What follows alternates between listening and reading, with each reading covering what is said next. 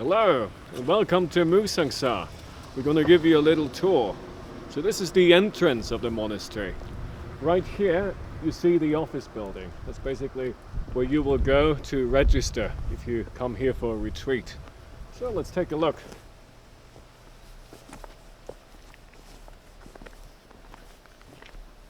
I think you can see it from here. There's the parking lot in case you come by car, but I guess most people from abroad won't do that.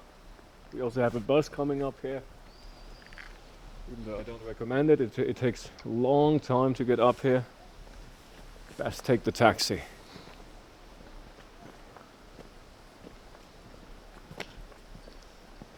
So, as I said, here we have the office building. It's where your journey starts. That's also where my journey started. Up there we have more offices. Also the what do we call it? Teacher room. Teacher's office. Teacher's office.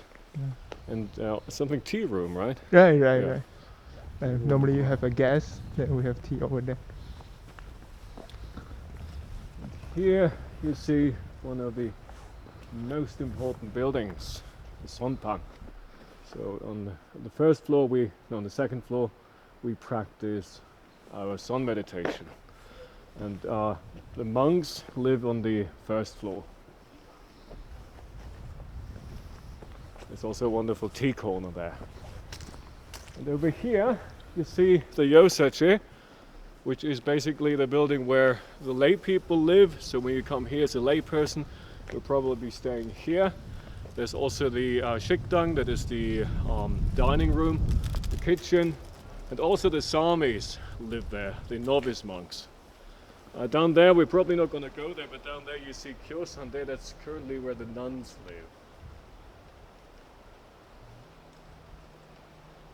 Right.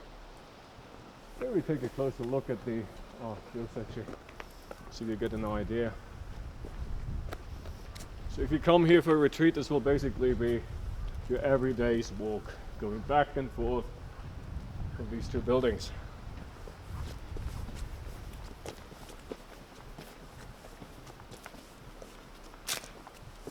So men and women are separate.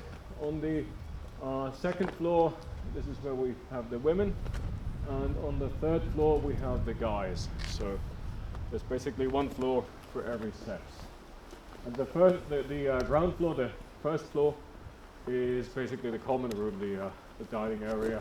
Also some place to wash your clothes, some storage rooms, that kind of stuff.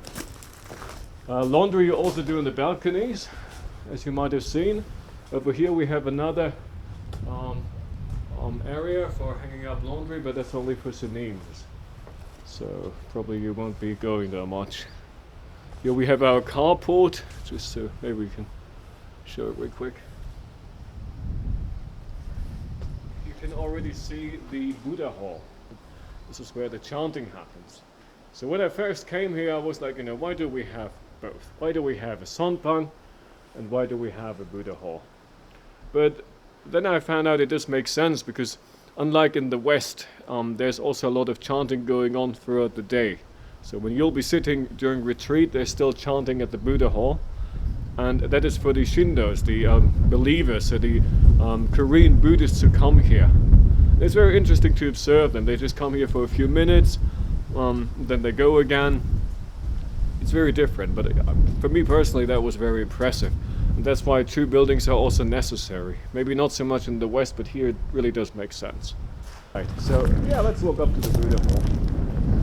So basically during retreat, you'll come from over there. This corner, that's the entrance.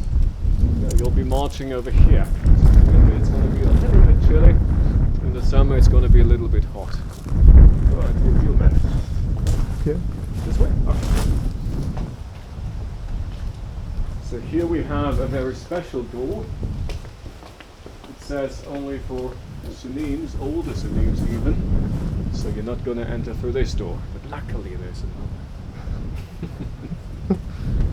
This is the signal mokchak. So depending on Hae Jae or retreat season, we hit it at different times. So at the moment we just hit it after the wake up, and then before chanting, before the house meeting, and then in the evening. And during our retreat it's much more often. All right. So that's basically the walk up to the Buddha hall, and then we should in with the front fast. So that is the entrance for everybody. And you know, as I said, on the first floor, there are basically the Sunim quarters. There are also a couple of shoe racks. You put your shoes there neatly, as you do in Korea, and then you can move up the stairs and go to the Sonpang. And in summer, you sometimes do walking meditation outside here on the balcony. That's something I liked a lot during the summer retreat. So, sometimes it rains, but don't be afraid. We have wonderful umbrellas here. Everybody has one, so some of them have names. Some of them have weird numbers. So if you're here, staying for a while, you'll also have one with your name on it. All right, let's go on.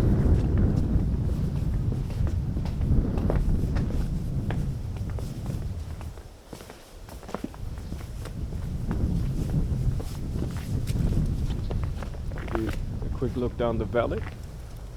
So we can see the lake here maybe hiding in the distance. It's very beautiful.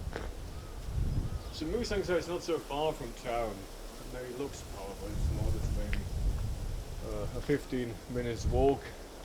But if you want to go downtown, it takes a little longer, maybe 30 minutes, 40 minutes.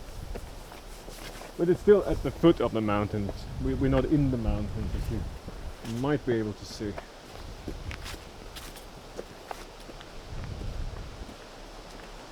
In the distance you might be seeing another building that is called the Sanchinga. This is where the mountain spirit is being venerated. This is not part of Buddhism, not originally, but part of shamanism, traditional Korean shamanism, but it has been adopted to Korean Buddhism. So, since mountains are very important in Korea, usually all the temples have a Sanchingak, where they worship the Sanchin, the mountain spirit.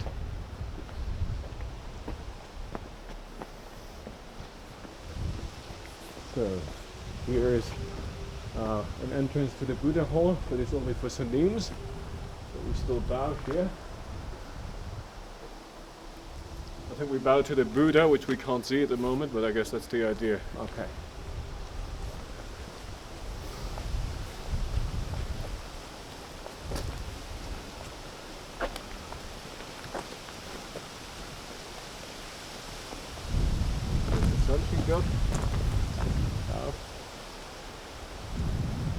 So what I really like about Korean Buddhism, basically you can go in the buildings mostly at any time. You see the believers come here, maybe bow, maybe bring an offering, leave again. It really touched me to see this kind of spirituality. Okay, and here we have the Buddha hall. Very beautiful building. See the dragons? They are here. I guess we have dragons in most buildings, right? It's basically very typical. But also because this mountain range is called Keryong, which means rooster dragon. It's also why we have these rooster figures on the Sonpang. And you might see some balls in the dragon's mouth. And these are dragon balls, just like this an anime show from, I don't know, the 90s. Basically, legend has it if a dragon finds a dragon ball, he never lets it go. That's why they have it in between their jaws.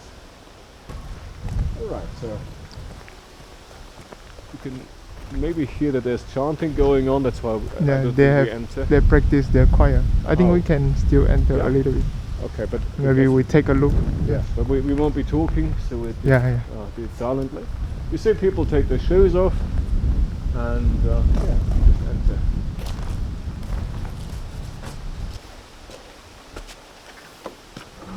This way.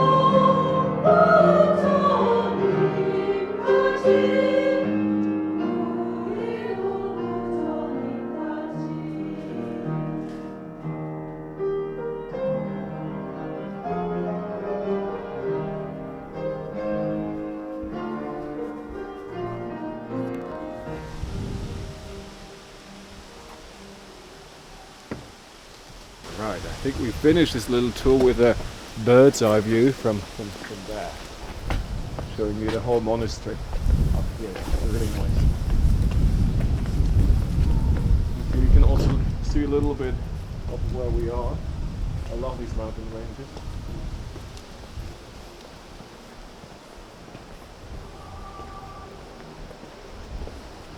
You also find some very nice cafes down there, just for your information. Okay, here, wonderful view over Musangsa from the Buddha Hall. And right in front of us, the Sonpang and the Yosachi. Alright, with this wonderful view, we finish our tour. Thanks for joining us. Take care.